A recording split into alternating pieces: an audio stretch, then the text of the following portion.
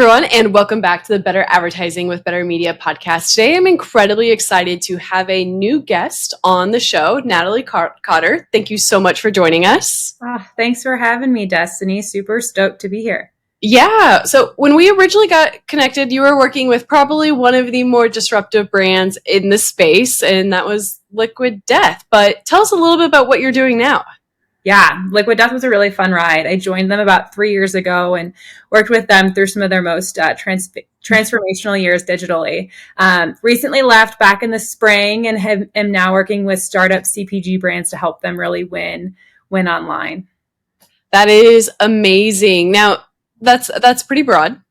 Helping CPG brands win online. That can be kind of overall encompassing. What are the biggest things? What are the keys to winning online when you consider that? There's a lot of keys. I think overall just being really honest with who you are as your brand and sort of bringing that to life, whether it's in the, walled gardens of the Amazons of the world or within a delivery app ecosystem. I think there's a lot of opportunities for you just to bring your brand to life in the digital world in a lot of ways that, the marketplaces or your D2C website can just sort of support your brand as you grow both in-store and online. Yeah, that's a whole conversation to be had, honestly. A lot of people still look at the Amazons, the Walmarts, and kind of consider it a brand devaluation. They don't necessarily realize, I think, the opportunities both of those marketplaces drive. And maybe the trade-off is not having access to as much as your data as you would D2C, but the traffic and I think the opportunity and potential is definitely well worth it. Yeah, that's a really good point, Destaney. And I was actually talking to someone not too long ago about just the value of like the traffic and conversion on Amazon and just the potential there. And I think it brings up the conversation of, D2C versus Amazon a lot and where to spend your time and resources, because you could have the best converting product page in the world, but if no one's going to go to it, then that doesn't matter, right? And so it's finding that balance of how can you set your brand up for success online, and oftentimes a lot of testing and learning. And one avenue that's been really popular recently in CPG is TikTok Shop. So I think everyone's trying to learn that one really quickly because it's just another avenue for diversification online. And how can you sort of test all of these different things and figure out what works for your brand? Absolutely. Not to mention a few weeks ago, it's been a bit. Amazon's rolled out the capabilities to drive traffic from Amazon directly to a consumer's website. The first time I saw it tested, I want to say wasn't Prime Day, but it was maybe Black Friday, Cyber Monday tentpole, right? Well, a few weeks ago, I noticed that not only are they driving traffic to D2C sites directly from Amazon, but they're also allowing an AI agent to complete purchases on the site. So you don't even need to leave Amazon. You can see the website-ish, and then it's like, do you want our AI agent to check out? Which is interesting because obviously OpenAI's announcement of having a checkout experience in-app has been going viral, but Amazon's already moving on that opportunity. Will they be able to sell the story and get brands to adopt? I don't know. There's a lot of uncertainty when it comes to, again, losing access to customer data. But the future's exciting. It really is. And I think it's going to look totally different. I think we're going to wake up one day 5 years from now and say, oh my God, what happened? But yeah, it's interesting too when you think about Amazon. One of their core foundations when they started decades ago now was they wanted to be the everything store. And now as they get bigger, and it's interesting as you go into these annual vendor negotiations, and they're clearly focused on profit now. How can they sort of set up these customer experiences to still be the everything store, but it not hit their bottom line? Absolutely. And you just think about, what do customers want? There's a reason, Walmart stock their shelves a very specific fashion, and the digital shelf is not that much different. It's the key players in the space, what's going to convert the best and who's going to drive the most traffic. It really boils down to that. You give your spiel about, how do you be successful online? In my opinion, it really comes down to those two levers. I think a lot of people struggle to understand what's the best thing to work on first when there's 700 different variables. It's like, how is your traffic and how are you converting? And then you can kind of take baby steps once you know those two things. Right. And it's so important to start with a good foundation too, because if you have crappy images on your product pages. Again, back to the conversion conversation. Yep. You can't even think about running ads or driving meaningful offsite traffic until you have a good experience online. And so some of those like foundational elements that, especially on Amazon, you have to have in place to get in the flywheel. Otherwise you're pushing the boulder uphill. It's a fun probably role for you to be in, coming from the Liquid Death experience and now advising brands. I feel similarly in that we've been in the space for so long that the basics just come natural to us, conversion and traffic. But brands who are not familiar with online or who are not native to the e-commerce experience don't understand that. So I think sometimes, like, I love getting hyped up about like the TikTok shops, the AI enablement, the AMC things. I always need to take a step back and be like, no, actually, we got to check on that foundation. That's the place you're in. You're going from probably one of the most well-known brands, more disruptive brands in the world right now, probably had very different problems than the brands that you are now educating.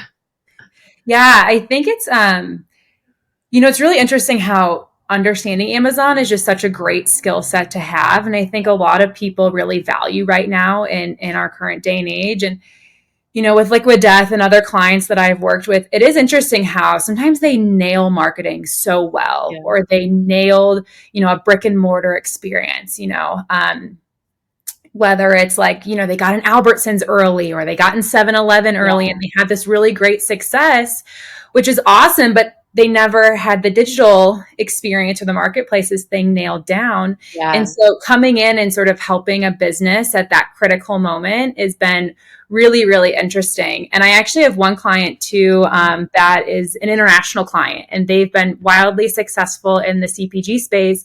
And now coming to the States, they're like, this is a whole different ballgame. How do we really work together on Amazon, especially knowing Amazon US is the biggest Amazon in the world? Yeah. You bring up a good point of brands sometimes tend to think in silos. And I actually got into a healthy debate with someone on LinkedIn this week about that exact topic. They had made this statement that if you take a talented in-house team and put them up against a talented agency, the in-house team wins every single day. And I was like, it's a bold statement. I've seen a lot of incredible in-house teams, but I wouldn't say every single day.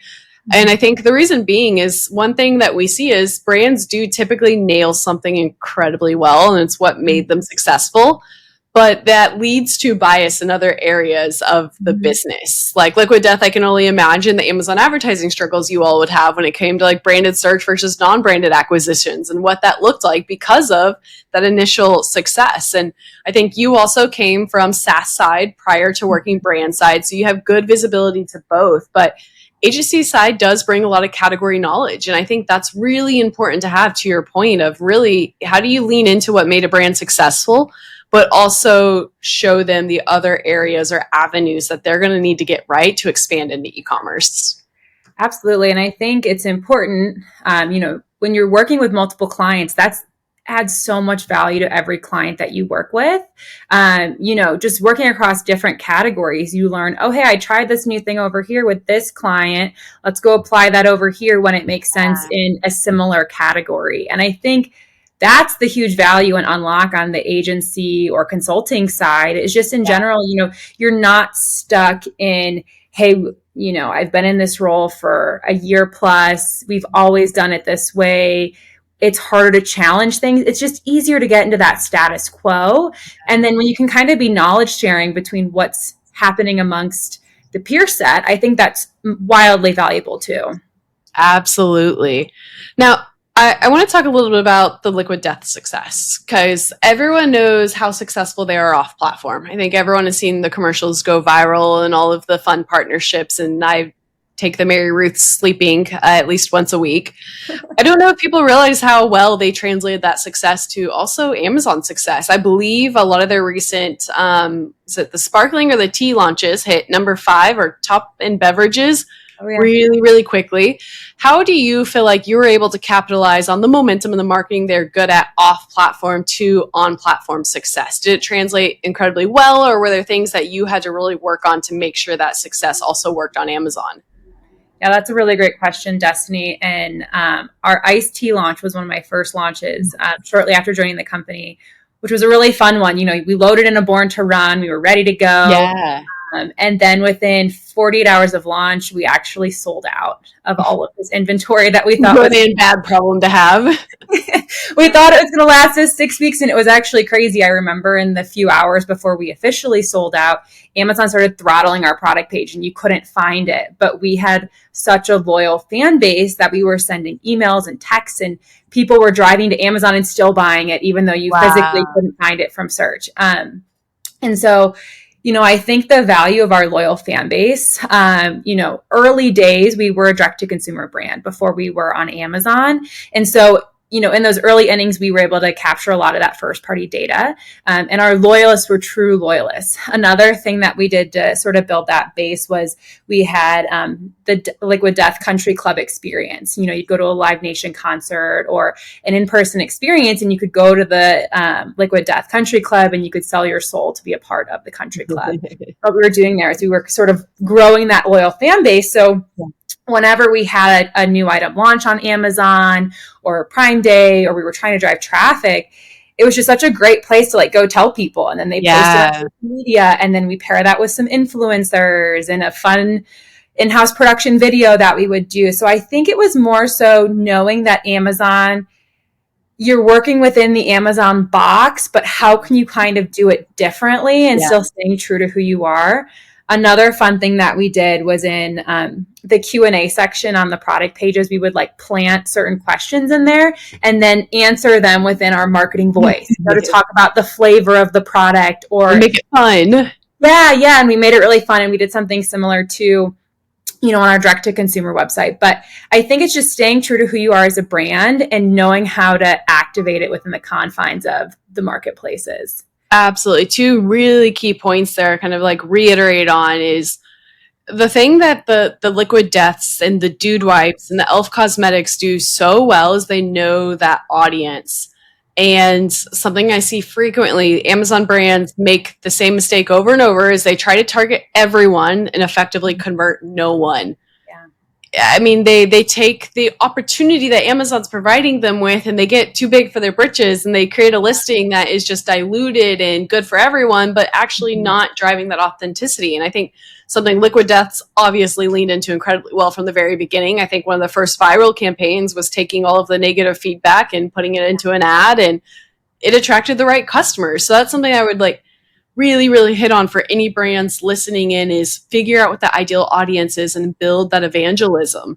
The second thing I would say you all did really well is you played, again, I think you said played within the confines of the retailer. And that was what you all did with Amazon. You viewed it as what it is, a bottom of the funnel way to capture demand. Yep. And a lot of brands want to go to Amazon and create demand, but then they don't make the right investment, or they don't utilize anything upper funnel, or they don't do anything off platform. And that's such a big miss.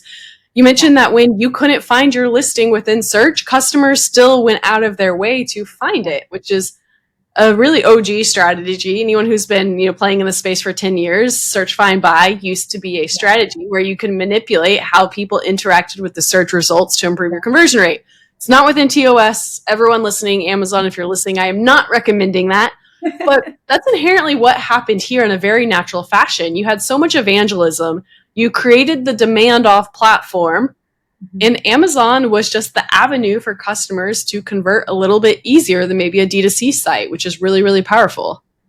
Yeah. And I think there's also just this, on Amazon, there's only so many people going to Amazon to start their search or to start their shopping journey. And I think social media has really started to prime people around how can you meet customers where they already are. We were able to do that through text and email very effectively through some of our marketing campaigns, but there's also just this thought. And I think why TikTok Shop is really taking off is you're not waiting for them to come to you. You're going to them. And I think, as we think about the evolution of programmatic advertising and the various audience targeting, I think it's going to just fundamentally change how retail works, because there are so many ads running around in front of our faces every day that how do you stand out and how do you meet someone at the right point in their shopping journey?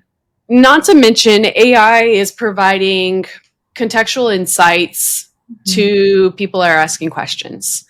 So I think we're going to see this shift in the industry. Like the last 5 years have been about performance marketing. We have all of the access to data and all the customer touch points possible. AMC is just 10x that. Yep. I think AI utilizing all of the context that you have is meaning that you can no longer pay to be put in front of a customer or inherently how we used to be, right? AI is going to put some filters in place before providing a recommendation. So what we're going to see is everyone kind of leaning or transitioning back into brand marketing, that billboard ad, that TV ad, putting your product in front of a customer before they're ready to convert is going to be so important. Because right now, if I go to AI and ask it, what shoes do I need? It's going to recommend a Nike shoe to me. It knows my searches. It knows my, benefits. But if I'm sitting on the TV or sitting on the couch and I see an ASICS commercial on the TV, I may go to AI and say, show me ASICS recommendations. Yep.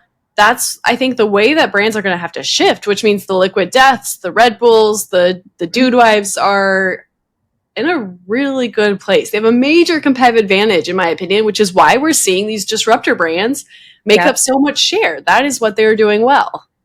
Well, I think what's interesting too is like the cost of advertising is getting so expensive now. I mean, some of my clients, you look at the CPCs and it's like $10 for, some basic terms. And I know in sometimes like the supplement categories, you're getting up like $20, $30 CPCs. It's wild. Yes. So I think as that gets more expensive too, Liquid Death has done a really great job at how do we stand out? Even though maybe we don't always want to hash out budget for it. And they always did a really great job at, you're scrolling TikTok and you stop and you watch their video because it's so crazy and entertainment driven. The hell is this? Yeah. So I also wonder if just to garner the attention of their customers, are brands going to start doing even crazier things just because the cost for like you were saying, this switch back to brand marketing over performance marketing. Performance marketing is also just getting so expensive. And how can brands make their dollar go further when they need it most? In a way that's authentic as well. I think that's going to be pretty key because you see the brands that try to lean into the disruptive marketing. Have you seen the Pine Sol ad that's recently going viral? Oh, I haven't. I don't even know how to explain it, but if anyone's listening, it's definitely for Gen Z, made for Gen Z, which is funny. Pine Sol is inherently typically, I would say, a more Gen X style of product used to clean homes. There's pros and cons to it, and everyone's kind of wondering if it's actually authentic to their brand voice. I don't think it is, but it is doing what it sought out to do. It's very similar to the Duolingo Instagram account, right? But there's a level of, is it disruptive and still authentic? Because I think what we're seeing, this younger generation craves authenticity. We're seeing it more with AI. I think that's the reason why a lot of founder-led companies are successful. It's because they connect in a very authentic way. And I think that's going to be really, really powerful as more people do these crazy, chaotic stunts, the Paul brothers, things like that. People are going to make sure that it has to fit with your brand voice. Don't just go post something crazy for the sake of views. Make sure it's authentic and you're doing it in the right way. And what's so interesting, and this might be a hot take, but I feel like there's been influencers in the last couple of years who have come out with beverage or CPG or beauty brands.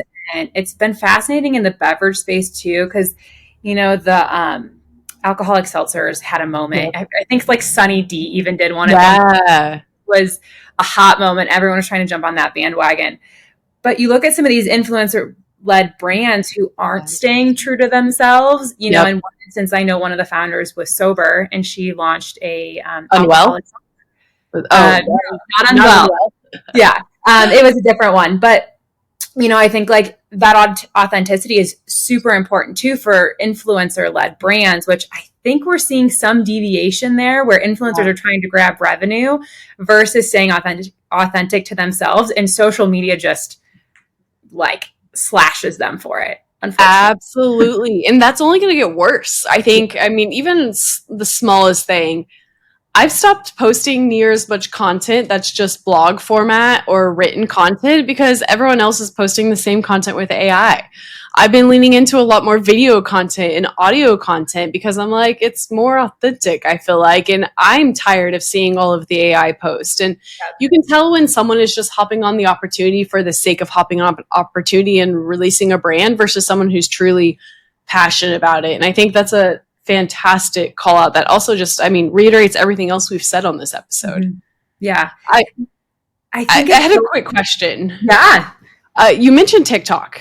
Yes. And I don't play in that space because I've been uncertain about making the investment with everything going on from is TikTok going to be banned perspective.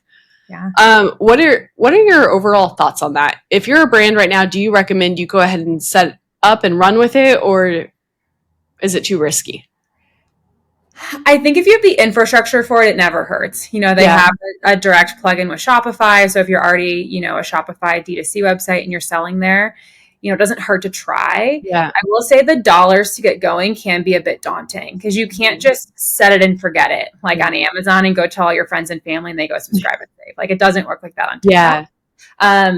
But, I actually work with a couple of brands and alongside other folks that run their TikTok shop businesses, that their TikTok shop businesses are sometimes bigger than their Amazon business. Wow. Which is wild. Yeah. But what I also think is interesting is there's kind of this evolution right now, especially because I work with a lot of early stage brands, sometimes pre-revenue or sort of series A-ish stage. And TikTok shop is so, I think, like desperate to take off and do well that they're offering all of these subsidies. Yeah. So they're funding discounts. They're covering shipping to the final consumer.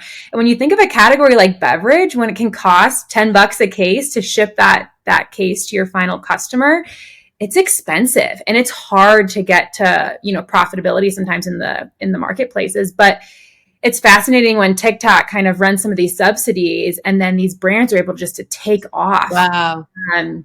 And so I think it's a very interesting time. I just wonder how sustainable it is for TikTok to continue to fund that ecosystem. And then, who knows if TikTok's even going to be a thing a few months from now. So we'll see. That's a fantastic point. I mean, at the end of the day, you have to lean into your competitive advantage. And you mentioned, Amazon started as the everything store because that was their competitive advantage over a retail store that only had limited shelf space. Yep.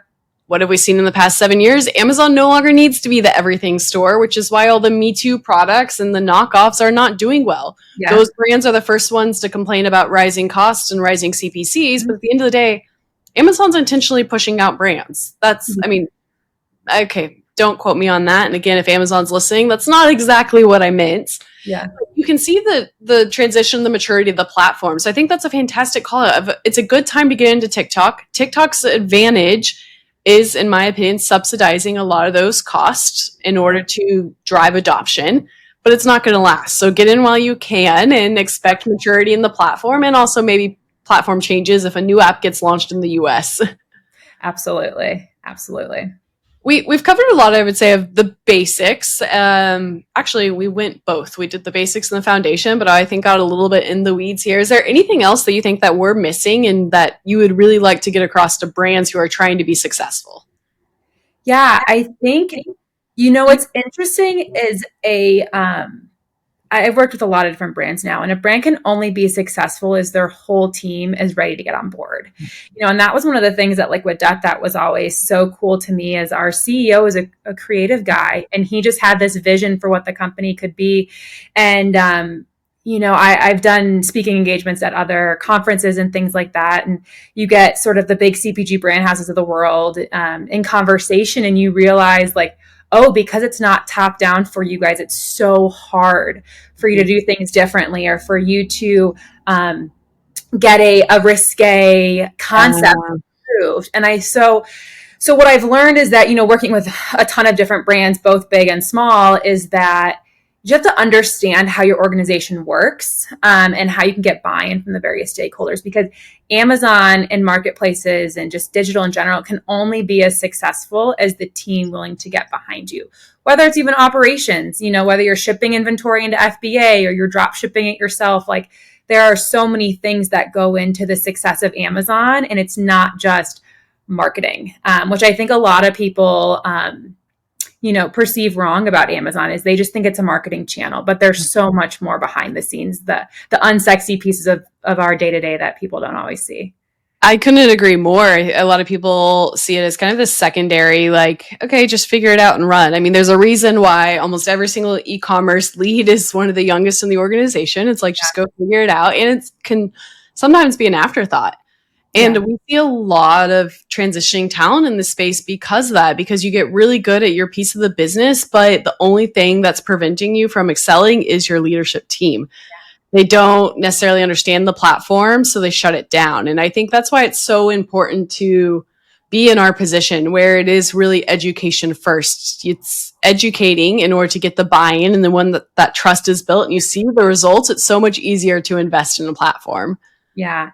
And I think also too, just like the innate curiosity of the people that run businesses online is so fun. I think it It keeps is. challenging the norm. And like we were saying, as we just the AI starts to come into play and the new platforms and social commerce, however that evolves, it's going to be us curious people who are going to constantly be pushing the envelope, trying things a new way, which is so exciting. I love being on sort of the cutting edge of all of that. I couldn't agree more. I think we're seeing a generational shift. I think, the Gen Zers are used to a rapid pace and things changing quickly. I think that's what social is driven for them. People in e-commerce are already working in that environment, and it's driving innovation.